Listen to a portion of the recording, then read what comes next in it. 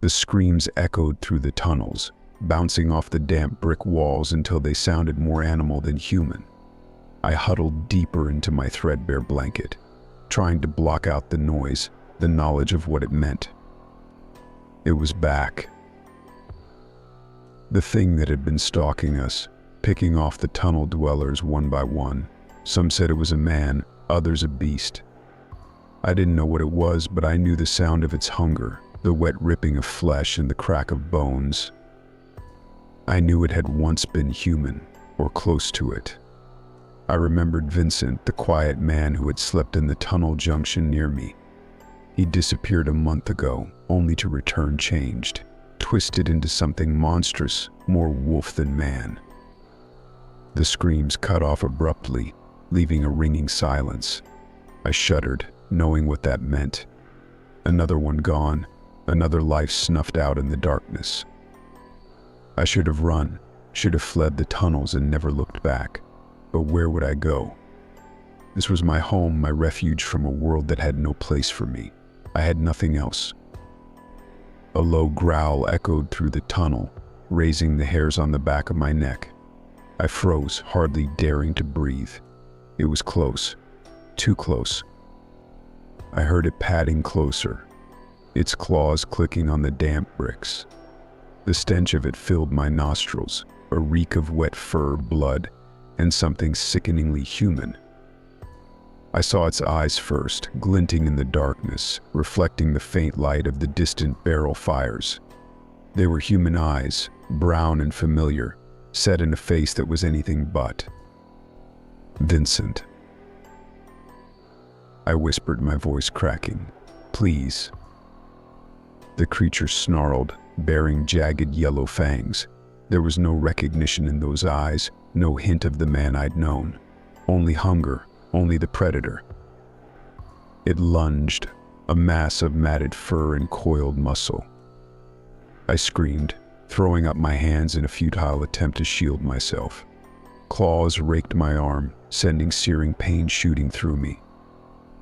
I ran, stumbling through the darkness, my breath coming in ragged gasps. I could hear it behind me, snarling, growling, its heavy footfalls drawing ever closer. My foot caught on something, a loose brick, a discarded can. I fell hard, the breath knocked from my lungs. In an instant, the creature was on me, its fetid breath hot on my face, its claws digging into my shoulders. I stared up into those terribly human eyes, saw the flicker of something like anguish behind the hunger. Vincent, I pleaded, my voice a hoarse whisper. It's me, Maggie. Please. For a moment, just a moment, I thought I saw a flicker of recognition, of humanity. Then it was gone, swallowed by the beast. The last thing I saw was the flash of fangs, the gaping maw descending towards my throat. Then the pain, the tearing, the gush of hot blood. And then, mercifully, darkness. The call crackled over the radio, just as I was about to end my shift.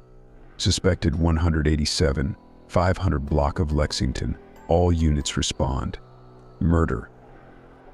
In this part of Baltimore, it was just another Tuesday night.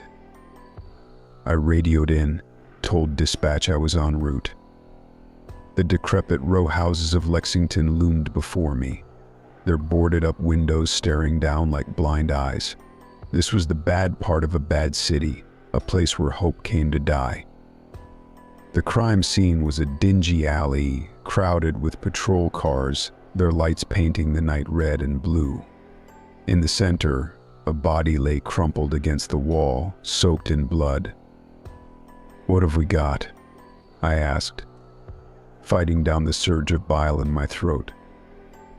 The lead detective, a hard-faced woman named Mary, shook her head. "Nothing good, Kelso. Victim's a known crack fiend, but this." She gestured at the corpse, her face grim. "This wasn't your typical junkie beef. Poor bastard was torn apart, half-eaten, like a wild animal got him." I swallowed hard. trying not to look too closely at the ragged flesh, the glistening bones. This was the part of the job they never told you about in the academy, the part that haunted your dreams and slowly ate away at your soul. Over the next week, the bodies kept piling up, all drug addicts, all brutally mauled. The press started calling it the werewolf killings, a nickname that might have seemed ridiculous if it wasn't so chillingly apt.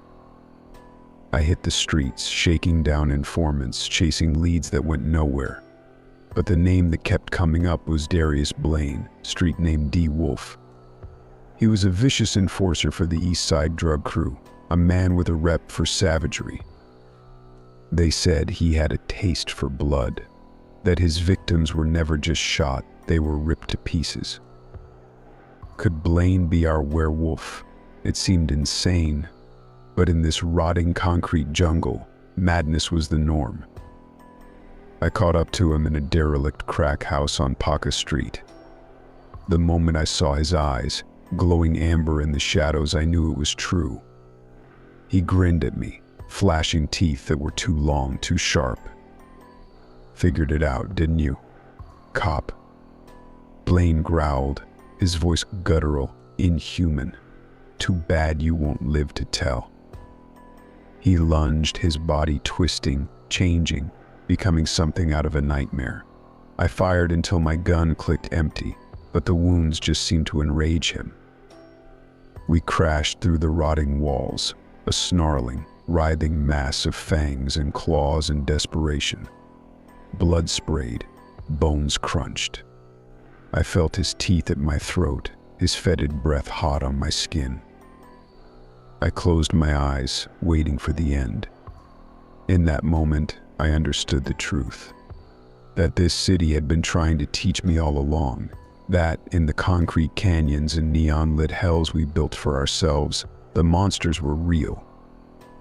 And there was no escape, only the mercy of a quick death.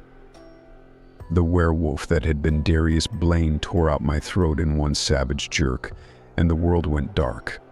My last thought was almost one of relief. In this lightless urban wasteland, maybe the only true peace was in oblivion. The music was a physical thing, a pulsing, pounding rhythm that seemed to shake the very cobblestones of the French Quarter. Mardi Gras was in full swing, the streets packed with revelers in garish costumes, their faces hidden behind elaborate masks. I pushed my way through the crowd, my press pass bouncing against my chest, my camera clutched tight in my hand. I was looking for a story, something to prove to my editor at the Mobile Register that I was more than just a cub reporter, that I had what it took to be a real journalist. That's when I saw him, standing in the shadow of an old brick building, watching the parade with hooded eyes. He was tall and lean, with a shock of dark hair and a smile that seemed to hold a secret. Something about him drew me in like a moth to a flame. Lila Dubois, Mobile Register, I said, flashing my press pass. Mind if I ask you a few questions? He turned that secretive smile on me, his eyes glinting amber in the darkness. Luke Garou, he said, his voice a soft Cajun drawl. And I suppose I don't mind at all, cher. We talked for hours, the celebration swirling around us, the drinks flowing freely. Luke was charming, enigmatic, with a hint of danger that thrilled me even as it set my nerves on edge. He spoke of the bayou, of the old ways, and the ancient curses. I laughed it off, the alcohol buzzing pleasantly in my veins. Werewolves were just stories, the stuff of bad horror movies and campfire tales. But as the night wore on and the moon rose fat and full over the city, I began to wonder. It was Luke who suggested we visit the old carnival grounds, where a traveling sideshow had set up camp on the outskirts of town. It was dark and eerie, the tents faded and tattered, the smell of popcorn and cotton candy mingling with something fouler, something rotten. That's when I heard the screams, high and terrified, coming from the direction of the animal cages. I ran toward the sound, Luke's close behind me. What I saw there froze the blood in my veins. The cage was twisted and broken, the bars wrenched apart as if by some tremendous force. Blood spattered the ground, gleaming black in the moonlight. And there, crouched over the mangled remains of what had once been a human being, was a monster. It was huge and hulking, with matted gray fur and razor-sharp claws. Its muzzle was stained with blood, its amber eyes glowing with a feral, hungry light. A werewolf. And it was looking right at me. I ran, blind with terror, my heart slamming against my ribs. I could hear the creature behind me, gaining ground with every passing second. I ran until my lungs burned, until my legs gave out beneath me. I collapsed in the shadow of an old carnival tent, gasping for breath, certain that I was about to die, but the attack never came. Instead, I heard a soft, pained whimper. I turned, slowly, hardly daring to breathe. There, lying naked and shivering in the dirt, was Luke. His skin was pale in the moonlight, his eyes haunted and filled with shame. "I'm sorry, Cheer," he whispered, his voice raw and broken. "I never meant for you to see me like this." And then I understood. The werewolf, the monster, it was him. It had always been him. I should have been terrified, should have run screaming into the night. But looking at him, so vulnerable, so human, I felt something else entirely. I reached out, took his hand in mine. "It's okay," I said softly. "I'm not going anywhere." And there, in the darkness of the old carnival grounds, with the stench of blood still heavy in the air, I held him close and let the horror of the night fade away into the shadows. I shouldn't have come here alone.